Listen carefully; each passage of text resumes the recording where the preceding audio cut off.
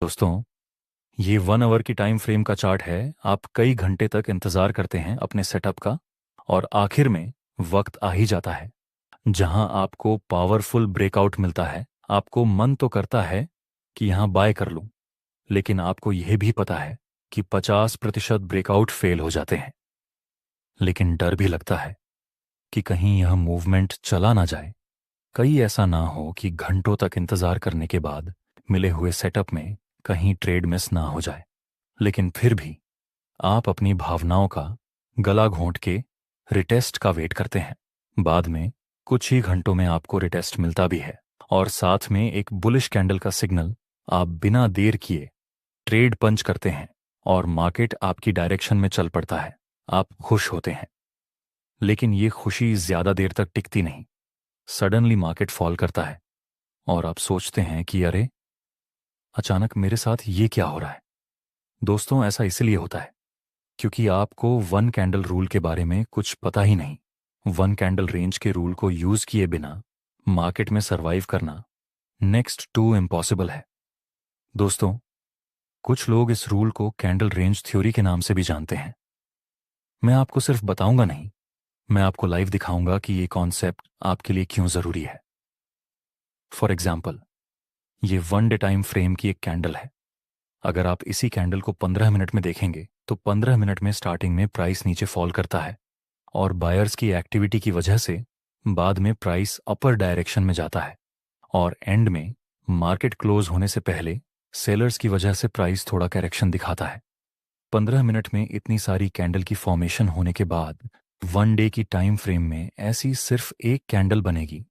Problem तब आती है जब आप सिर्फ 15 मिनट की टाइम फ्रेम को देखते हुए ट्रेड करते हैं, क्योंकि स्मॉल टाइम फ्रेम में बहुत ज्यादा नॉइस होता है और मैनिपुलेशन होने का खतरा भी बना रहता है। स्मॉल टाइम फ्रेम आपको स्मॉल पिक्चर दिखाएगा, और हायर टाइम फ्रेम आपको बड़ी पिक्चर दिखाएगा। आप मिस्टेक ये करते हैं कि आप सिर्फ स्मॉल पिक्चर को ही देखकर ट्रेड कर लेते हैं। अगर आपको ट्रेडिंग से प्रॉफिट बनाना है तो आपको हायर टाइम फ्रेम की पिक्चर और स्मॉल टाइम फ्रेम की पिक्चर को कंबाइन करके ट्रेड एग्जीक्यूट करना पड़ेगा। आपको यह चीज थोड़ी कॉम्प्लिकेटेड लगती होगी, लेकिन टेंशन मत लीजिए दोस्तों। मैं इस कॉन्सेप्ट को इस तरह एक्सप्लेन करने वाला हूं कि कोई 5 साल का बच्चा भी इसे आसानी से समझ पाए।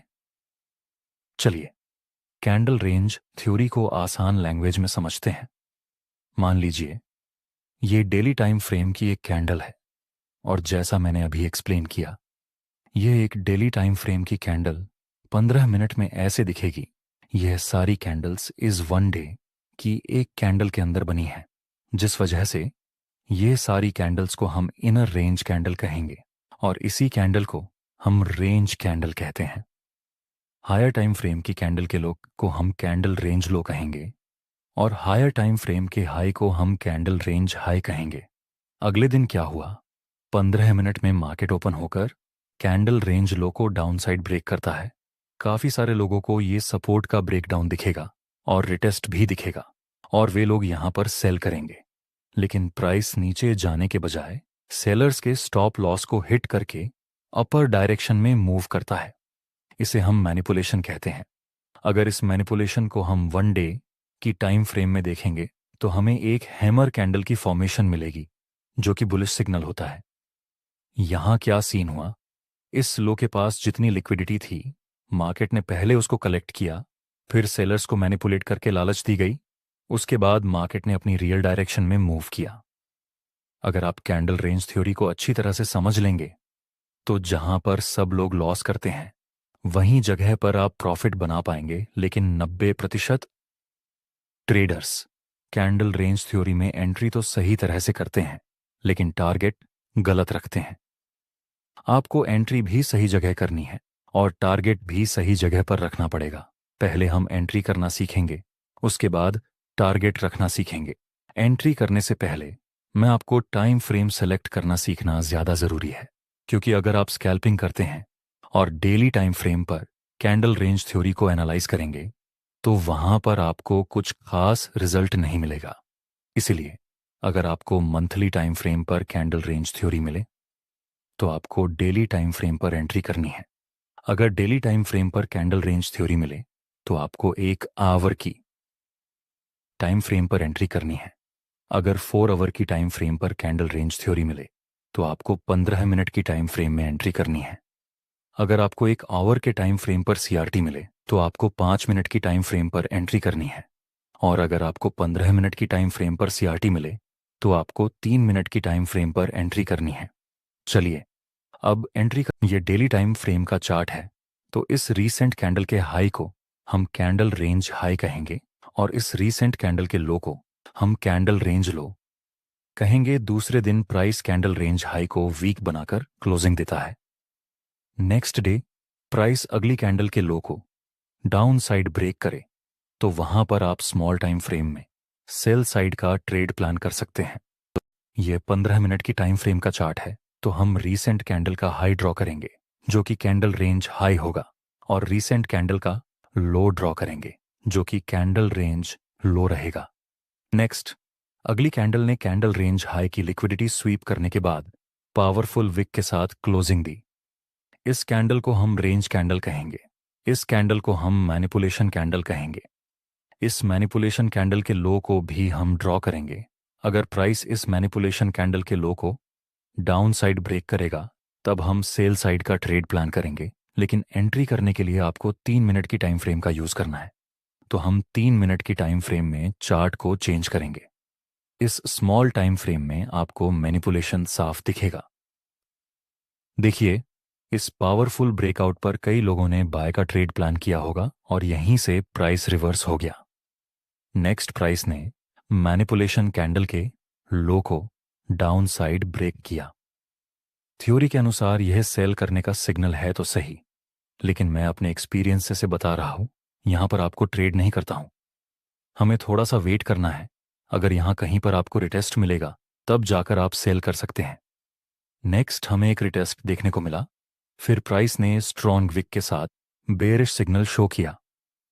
तो यहां हम सेल में एंट्री कर सकते हैं क्योंकि यहां मैनिपुलेशन हो चुका है। इस कैंडल पर जिन्होंने बाय किया होगा उनका स्टॉप लॉस भी हिट हो गया होगा।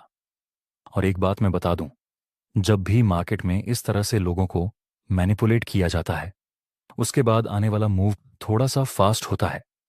इसलिए ये स्ट्रेटजी इंट्राडे और स्कैल्पर्स की फेवरेट रहती है।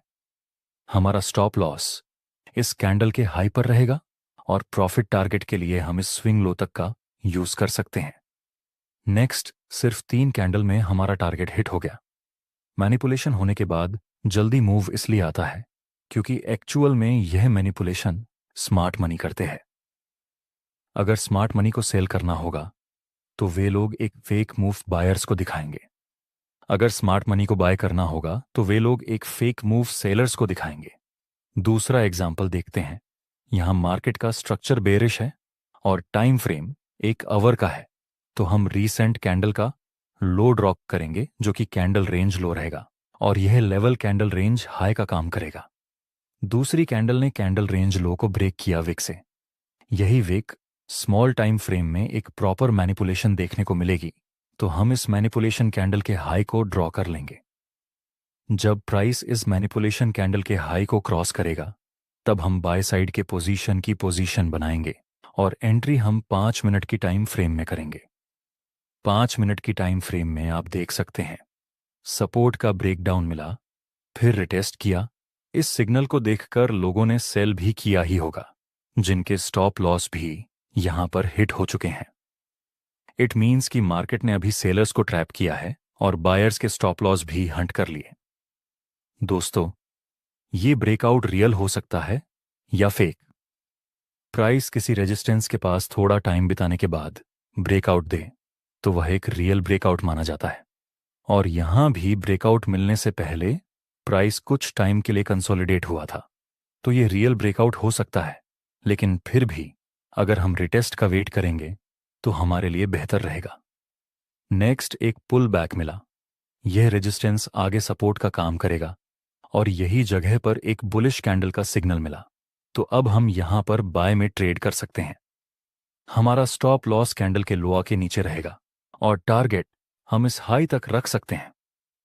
नेक्स्ट प्राइस ने ऊपर डायरेक्शन में मूव किया और हमारा टारगेट हिट हो चुका है।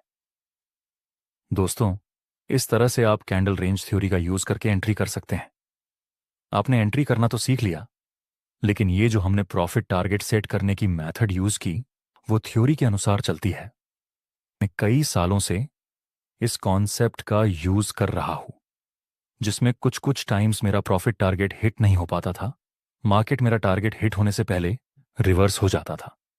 अब मैं आपको मेरा पर्सनल तरीका शेयर कर रहा हूं, जो मैं टारगेट रखते समय यूज करता हूं। देखिए, यहां पर हम candle range high and candle range low draw करेंगे। नेक्स्ट हमें मैनिपुलेशन कैंडल मिली, तो यहां हम मैनिपुलेशन कैंडल के हाई को ड्रॉ कर लेंगे। जब प्राइस इस मैनिपुलेशन कैंडल के हाई को ब्रेक करती है, तब हम अपना टारगेट इस हाई तक रखते हैं, जो कि हमें बुक्स में ऐसा सिखाया जाता है। लेकिन यहां पर आप इस हाई तक अपना टारगेट नहीं रख सकते। ऐसे केस में आपको सिर्फ इस क्लोजिंग प्राइस तक अपना टारगेट रखना है। इसका लॉजिक मैं आपको एक्सप्लेन करता हूं। देखिए, इस रीसेंट कैंडल के हाई की लिक्विडिटी स्वीप हुई है। लिक्विडिटी स्वीप होने से बाद ही प्राइस अपर डायरेक्शन में मूव करता है, ठीक है। लेकिन आप बताइए, अभी मार्केट का स्ट्रक्चर क्या है? अभी मार्केट का स्ट्रक्चर तो बेयरिश है। हम ऑलरेडी ट्रेंड के अगेंस्ट ट्रेड कर रहे हैं। इस वजह से जब भी हमें ट्रेंड के अगेंस्ट कैंडल रेंज थ्योरी मिले, तब हमें अपना टारगेट हाई पर लगाने के बजाय क्लोजिंग प्राइस तक रखना चाहिए। उसी तरह यहां मार्केट का स्ट्रक्चर बुलिश था, तो हम इस कैंडल के हाई को कैंडल रेंज हाई कंसिडर करेंगे और इस लेवल को कैंडल रेंज लो। नेक्स्ट अगली कैंडल ने कैंडल के हाई को ब्रेक किया विक से। अभी हमारे पास मैनिपुलेशन कैंडल है। जब भी प्राइस मैनिपुलेशन कैंडल के लो को ब्रेक करेगा, तब संभावना तो है कि प्राइस नीचे गिरे और हम ट्रेड भी कर। लेकिन ऐसे केस में हम टारगेट इस लो तक नहीं रख सकते। हम टारगेट रखेंगे इस क्लोजिंग प्राइस तक, क्योंकि मार्केट का स्ट्रक्चर बुलिश है। नो डाउट यहां पर हाई की लिक्विडिटी स्वीप हुई है, लेकिन हम ट्रेंड को अंडर एस्टिमेट नहीं कर सकते। यहां तक आपने जो सीखा, सेम तो सेम उसी टाइप की कैंडल रेंज आपको लाइव मार्केट में नहीं मिलेगी। लाइव मार्केट में आपको मिलेगी कुछ ऐसी रियलिस्टिक कैंडल रेंज। देखिए, ये रेंज कैंडल है। अगली कैंडल एक इनसाइड बार बनती है। इनसाइड बार बनने के बाद मैनिपुलेशन कैंडल की फॉर्मेशन हुई नहीं है। ऐसे केस में क्या करना चाहिए? ऐसी स्थिति में आपको वेट करना चाहिए कि मैनिपुलेशन कैंडल बने, उसके बाद ही हम कोई डिसीजन ले सकते हैं। नेक्स्ट दूसरी मैनिपुलेशन कैंडल बनी इनसाइड बार कैंडल बनने के बाद, तो अब आपको किस कैंडल के हाई के ब्रेक होने का वेट करना चाहिए? इस मैनिपुलेशन कैंडल का या फिर इनसाइड बार कैंडल का? तो दोस्तों, आपको मैनिपुलेशन कैंडल पर ही फोकस करना है। अगर मैनिपुलेशन कैंडल का हाई ब्रेक होगा, तभी हम ट्रेड करेंगे। यह इनसाइड बार कैंडल से हमें कुछ ज्यादा मतलब नहीं है। इसको हम इनसाइड बार कैंडल रेंज कहते हैं। दूसरे टाइप की कैंडल्स होगी मल्टीपल इनसाइड बार कैंडल। इसमें एक ही कैंडल के अंदर अलग अलग इनसाइड बार देखने को मिलेंगी। यहां भी जब तक प्राइस हाई या फिर लो को मैनिपुलेशन कैंडल से ब्रेक नहीं करता, तब तक आप ट्रेड एग्जीक्यूट नहीं कर सकते। नेक्स्ट हमें मैनिपुलेशन कैंडल मिली, तो जब प्राइस इस मैनिपुलेशन कैंडल के लो को ब्रेक करेगा, तब आप ट्रेड एग्जीक्यूट कर सकते हैं स्मॉल टाइम फ्रेम में। तो ये थी कैंडल डांस थ्योरी। दोस्तों, आपको ये वीडियो कैसा लगा हमें कमेंट में ज़रूर बताना।